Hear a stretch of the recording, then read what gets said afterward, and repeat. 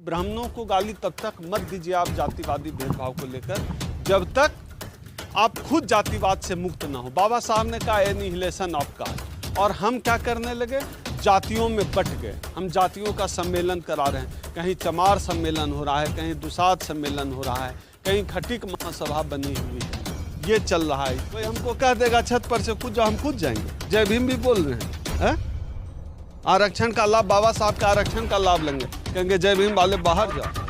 विरोध तो होगा ही, ऐसा थोड़ा ही है कि सभी लोग जातिवादी। हमारे समाज का एक बड़ा हिस्सा है जो जातिवाद को तोड़ चुका है, जो बाबा साहब को मानता है सही मन, तो वो हर जगह मौजूद है। वो विरोध, हम कैसे विरोध कर रहे हैं? हम तो मंच से बोलते हैं, आपके चैनल पे बोल रहे हैं, हर दिन बोलते हैं कि ये गलत है, जूते से पीटना चाहिए। पागल है ये आदमी, पागल है ये आदमी, इसको जूते से पीटना चाहिए, जंजीर से बांध देना चाहिए इस आदमी। पागल है, आसपास कोई गुजरेगा तो हपक लेगा ये आदमी।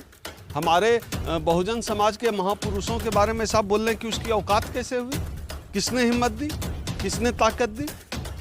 ऐसे आदमी को जेल में डाल देना चाहिए। यह आदमी हमारे महापुरुषों का अपमान करता है। जो महापुरुष देश के 90% आबादी के महानायक हैं, ऐसे महापुरुष के बारे में बोलने पर इस देश की न्यायपालिका को स्वतः संज्ञान लेकर उस आदमी को पकड़ के जेल में डाल देना चाहिए। या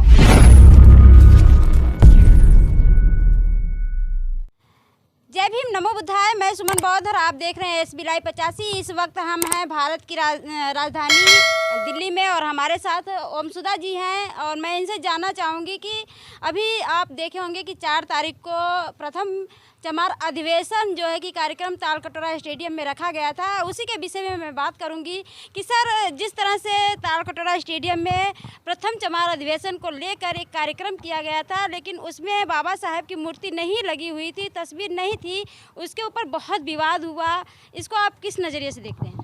मैं तो अपने समाज से सवाल पूछना चाहता हूँ कि जिस चमार अधिवेशन में बाबा साहब की तस्वीर नहीं थी और कुछ लोग बता रहे थे कि जो बाबा साहब को मानने वाले हैं वो हॉल से चले जाएं, ये रविदासिया या चमारों का, तो जो बाबा साहब को मानने वाले हैं हॉल से चले जाएं, इस तरह मैंने सुना। चूँकि मैं नहीं था, तो जहां बाबा साहब की तस्वीर नहीं लगी हुई थी, तो अगर ऐसी बात हुई भी हो तो कौन सी बड़ी बात है? आप सोच कर देखिए ना, ये उस समाज की कहानी है जो समाज पानी पी पी कर दिन रात ब्राह्मणों को गाली दे रहा है कि ब्राह्मण उसके साथ जातिवाद करता है, ब्राह्मण उसके साथ भेदभाव करता है। आप सोच कर देखिए, क्या इस समाज को अधिकार है, नैतिक अधिकार है कि वह बात कर सके, ब्राह्मणों को गाली दे सके, ब्राह्मणों पर आरोप लगा सके कि वो जातिवाद कर रहा है? बिल्कुल इस समाज को नैतिक अधिकार नहीं है यह कहने का कि जो है ब्राह्मण जातिवाद करता है। हम ब्राह्मण से कम जातिवादी हैं क्या? हम तो ब्राह्मण, मुझे तो लगता है कि हम ब्राह्मणों से ज़्यादा जातिवादी हैं। और मेरा तो व्यक्तिगत यह मानना है कि अगर ब्राह्मण को 6 महीने की सज़ा होती है भेदभाव करने पर, तो दलितों को, पिछड़ों को तो 6 साल की सज़ा होनी चाहिए, जातिवाद जो आपस में करते हैं। जो समाज ब्राह्मणों से उम्मीद करता है, बात करता है बड़ी बड़ी कि रोटी बेटी का रिश्ता रखें, वह समाज कितना जातिवादी है? क्या दुसाध की शादी चमार से होती है, चमार की शादी खटीक से होती है, खटीक की शादी जाटव से होती है क्या? नहीं होती है। और बात करेंगे हम लोग लंबी लंबी बहुजन एकता की। मुझे लगता है इस समाज को अपने गिरेबान में खुद झांकना पड़ेगा। एक उदाहरण से यह समाज कितना जातिवादी है, एक उदाहरण के माध्यम से मैं आप लोगों को बताना चाहता हूँ। कल मैं सहारनपुर में था, पश्चिमी उत्तर प्रदेश में। 29 मिनट मैंने अपनी बात रखी और मैंने समाज के अंदर, हम लोगों के अंदर जो जातिवाद है उस पर मैंने लोगों से संवाद किया। जैसे ही मीटिंग समाप्त हुआ, 30वें मिनट में मैं किनारे गया तो एक लड़का जो है हम ही लोगों की उम्र का था, वो आया मेरे पास, कान में मुझे हौले से कहता है कि साहब आप वाल्मीकि समाज से हो क्या? हमने कहा कि ज़रा इसको जांचा जाए, किस तरह से ये कैसे समझता है। हमने कहा हाँ। तो लड़के ने कहा कि साहब मैं भी वाल्मीकि समाज से हूँ। बड़ा अच्छा लगा, ऐसा है हमारा समाज। फिर मुझे गुस्सा आ गया, मैंने कहा कि भाई फिर तो मैं आधे घंटे से गोबर में ही घी डाल रहा था और तुम मुझे दिखना मत। अभी मैं बाबा साहब की संतान हूँ, मैं किसी जाति में पैदा नहीं हुआ, जाति की परिधि से बाहर हूँ। लेकिन समाज तो ऐसा ही है। हम शादी नहीं कर रहे हैं रोटी बेटी का आपस में, लेकिन उम्मीद कर रहे हैं कि ब्राह्मण करे। वाह रे वाह, वाह रे वाह आपका बहुजनवाद, वाह रे वाह आप गजब समानता की बात करते हैं, गजब संविधान की बात करते हैं। ये मुझे लगता है एक किस्म का दोगलापन है। चूँकि मैं अपने समाज के चैनल पे बात कर रहा हूँ, तो अपने लोग जो भी समाज के लोग ही प्रायः सुनते हैं। तो मैं अपील करता हूँ कि ब्राह्मणों को गाली तब तक मत दीजिए आप जातिवादी भेदभाव को लेकर, जब तक आप खुद जातिवाद से मुक्त ना हो। बाबा साहब ने कहा एनिहिलेशन ऑफ कास्ट, और हम क्या करने लगे, जातियों में बट गए। हम जातियों का सम्मेलन करा रहे हैं, कहीं चमार सम्मेलन हो रहा है, कहीं दुसाध सम्मेलन हो रहा है, कहीं खटिक महासभा बनी हुई है। ये चल रहा है इस देश में। सर, जिस तरह से वो प्रथम चमार अधिवेशन हुआ था उसमें काफ़ी विरोध भी हुआ। काफ़ी विरोध होने के बाद बाबा साहब की वहाँ पर तस्वीर भी लगाई गई।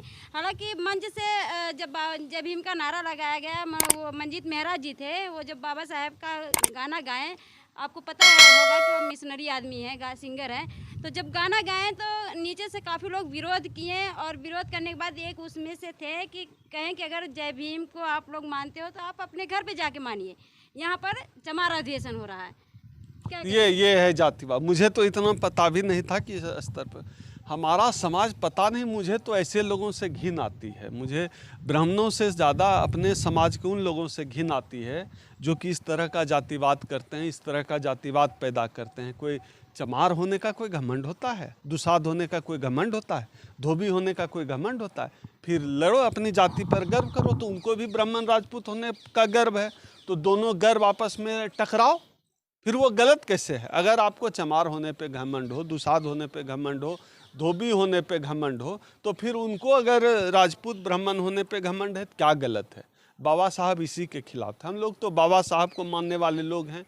हम लोग लगातार हर दिन हर पल पूरी ज़िंदगी हमने झोंक दिए बाबा साहब के आंदोलन के लिए, मिशन के लिए। पूरे देश में हम जो है घूम घूम कर लोगों को जागरूक कर रहे हैं, पूरे देश में हम कार्यक्रम कर रहे हैं। अभी लगातार जो तमाम बहुजनों के सवाल हैं, उन सवालों पर हम पूरे देश में कार्यक्रम कर रहे हैं। कल जो है सहारनपुर में हुई थी, कल जयपुर में है, फिर नागपुर में है, यवतमाल में है, बिहार में है, मधुबनी में, झारखंड में है। जो भी साथी, आप अगर जातिवादी नहीं हैं, तो अगर आप सचमुच में अंबेडकर को मानने वाले हैं, आपके लिए अंबेडकर का मतलब सिर्फ समाज के, मैं उस हिस्से से संवाद कर रहा हूं जो सिर्फ बाबा साहब को मानते हैं, बाबा साहब के विचार को फॉलो करते हैं, उनसे अपील करता हूं, आइए हमारे साथ जुड़िए। मैं अपना नंबर बोल देता हूं, 8789325595। ये मेरा नंबर है। हम पूरे देश में गोलमेज सम्मेलन करा रहे हैं। जाति तोड़ना पड़ेगा, जाति छोड़ना पड़ेगा, तभी आप ब्राह्मणों को गाली देने का मौलिक अधिकार आपको होगा, नैतिक अधिकार आपको होगा। अन्यथा ब्राह्मणों को यह समाज गाली देना बंद कर दे। इस बात की चर्चा न करे कि उनके साथ भेदभाव किया गया, उनके साथ भेदभाव होता है, क्योंकि यह समाज अब ज़्यादा जातिवादी हो गया। सर, जिस तरह से वहाँ पर जो है कि काफ़ी लोग विरोध करने वाले थे, तो क्या लगता है कि ये किसी के इशारे समाज नहीं, समाज बिल्कुल इशारे पे क्या, हमारे लोग जातिवादी। इशारा क्या होता है? कोई हमको कह देगा छत पर से कूद जाओ, हम कूद जाएंगे। जय भीम भी बोल रहे हैं, आरक्षण का लाभ, बाबा साहब के आरक्षण का लाभ लेंगे, कहेंगे जय भीम वाले बाहर जाओ। दूसरे को ब्राह्मणों को कहेंगे कि विदेशी हैं, यूरेशियाई मूल के हैं, और ये बाबा साहब के खिलाफ बात करेंगे, संविधान की बात करेंगे। ये नहीं चलेगा, और विरोध तो होगा ही। ऐसा थोड़ा ही है कि सभी लोग जातिवादी। हमारे समाज का एक बड़ा हिस्सा है जो जातिवाद को तोड़ चुका है, जो बाबा साहब को मानता है सही मन, तो वो हर जगह मौजूद है। वो विरोध, हम कैसे विरोध कर रहे हैं? हम तो मंच से बोलते हैं, आपके चैनल पे बोल रहे हैं, हर दिन बोलते हैं कि ये गलत है। जितना ब्राह्मणों का जातिवाद गलत है, उससे ज़्यादा हमारे समाज के लोग जो जातिवाद करते हैं वो गलत है, उससे ज़्यादा गलत ये है। सर, भद्राचार्य जी हैं, वो जो है कि मंच से एक नारा दे रहे हैं कि मरे मुलायम काशी राम, प्रेम से बोलो जय श्री राम। इसको आप किस नजरिए? ये जूते से पीटना चाहिए। पागल है ये आदमी, पागल है ये आदमी। इसको जूते से पीटना चाहिए, जंजीर से बांध देना चाहिए इस आदमी। पागल है, आसपास कोई गुजरेगा तो हपक लेगा ये आदमी। हमारे बहुजन समाज के महापुरुषों के बारे में सब बोल रहे हैं कि उसकी औकात कैसे हुई, किसने हिम्मत दी, किसने ताकत दी? ऐसे आदमी को जेल में डाल देना चाहिए। यह आदमी हमारे महापुरुषों का अपमान करता है। जो महापुरुष देश के 90% आबादी के महानायक हैं, ऐसे महापुरुष के बारे में बोलने पर इस देश की न्यायपालिका को स्वतः संज्ञान लेकर उस आदमी को पकड़ के जेल में डाल देना चाहिए। इस आदमी को पर NSA लगना चाहिए। इससे इस देश में बहुजन समाज की भावना भड़केगी, दंगे हो सकते हैं। मैं पुलिस को आग्रह करता हूं, जो भी आदमी इस तरह का बयान देता हो जिससे दंगे भड़क सकते हो, अरेस्ट करके उनको जेल में डालिए। सर मनीष कश्यप पे तो लग गया NSA का, और ठीक लगा है, मनीष कश्यप NSA डिजर्व करता है। उस आदमी ने 2 राज्यों में दंगे कराए, और वो आदमी जो है आदतन, मनीष कश्यप जो है हैबिचुअल क्रिमिनल है। हैबिचुअल क्रिमिनल आदतन अपराधी है, उसका काम ही अपराध करना। वो पहले भी जेल में रह चुका है और कश्मीर के कुछ लोगों की पिटाई कर चुका है, कुछ मूर्ति फूर्ति तोड़ चुका है। उसकी भाषा इतनी अभद्र है, महिलाओं के प्रति उसकी सोच इतनी गंदी है। वो आदमी NSA क्या, वो आदमी को तो हाथ पैर बांध के कहीं किसी द्वीप पे जाके छोड़ देना चाहिए। पागल है मनीष कश्यप, पहले उसको मेंटल हॉस्पिटल भेजना चाहिए मनीष कश्यप को। सर जिस तरह से NCERT की बुक से मुगलों की सारी चीज़ें हटा दी गई, वैसे हालांकि 5-6 चीज़ें हटा दी गई, तो इसको आप कैसे क्या देखते हैं? अरे भैया, ये तो कहते हैं कि जो कुतुब मीनार है वो शिवलिंग है। अब क्या कहें, देसी पागलों का हुआ जा रहा है, मूर्खताओं का देश है ये। इनके जो प्रधानमंत्री हैं उनकी तो पता नहीं, किसी वीडियो में कहते हैं मैट्रिक पास हैं, किसी में कहते हैं B.Tech किए हैं, किसी में कहते हैं MA from entire political science university नहीं, हम लोगों के सर्टिफिकेट में लिखा हुआ है यूनिवर्सिटी, इनके सर्टिफिकेट में लिखा है यूनिवर्सिटी।